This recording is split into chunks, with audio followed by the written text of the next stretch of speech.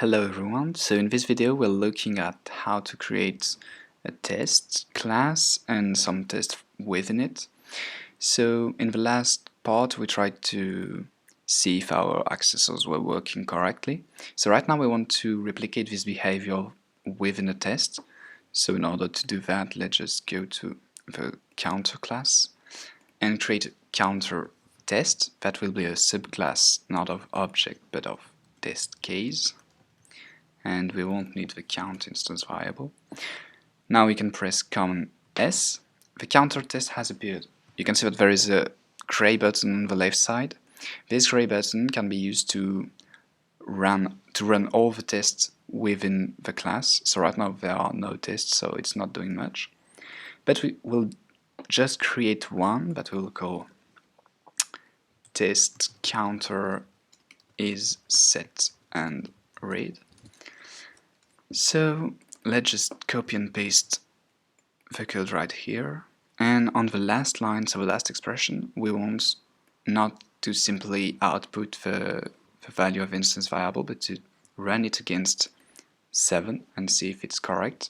So in order to do so, we can just write self assert, then count, and we want to run this against equals 7. So this will try count and see if it's equal to 7, which is what we set it up to, so it should work. So now let's press Command S. So our method is created, and you can see that the same way there is a gray button on the side of the name of the class, there is a gray button there, so this will run the test for this method. So if we click on it, we can see that it ran and it passed.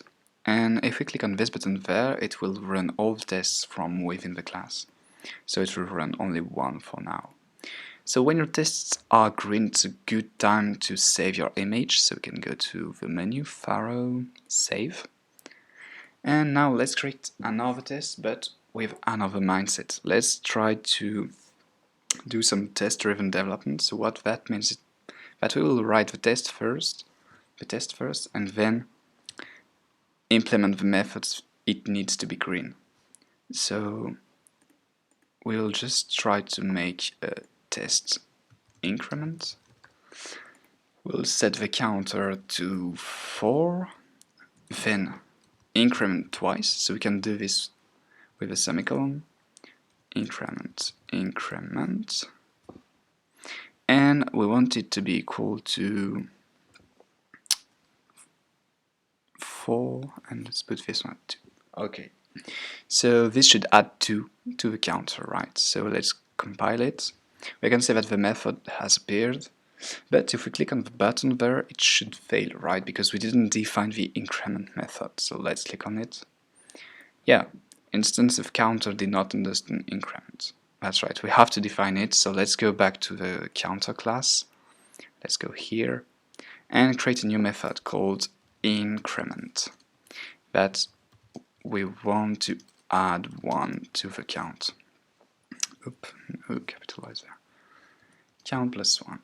Let's compile it, Command S, and you can see that the button is now on the left of the name of the method. That's because the system knows that there is a test called test increment that is linked to this method.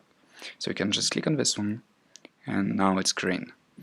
So if we go to our counter test and press the button, it is now running 2 tests, and the 2 have passed. So it's a good time to save our image once again. Save.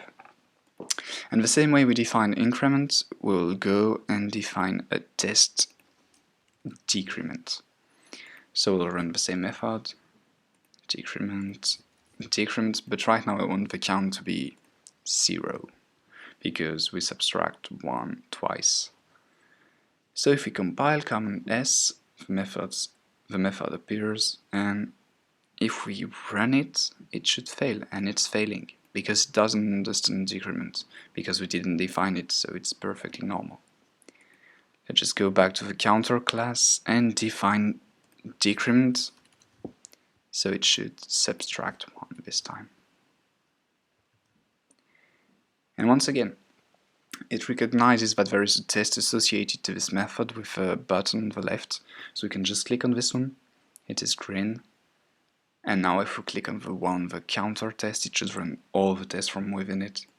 So we can see 3 tests have been run, 3 passed. So it's a good time to save the image. So in this video we'll learn how to create a class test and how to define some methods. And once again, the test-driven development is encouraged from within Pharo, as it is really simple to write tests, and you will see in the next week how it is even easier to define methods on the fly, the method decrement and increment we just wrote there.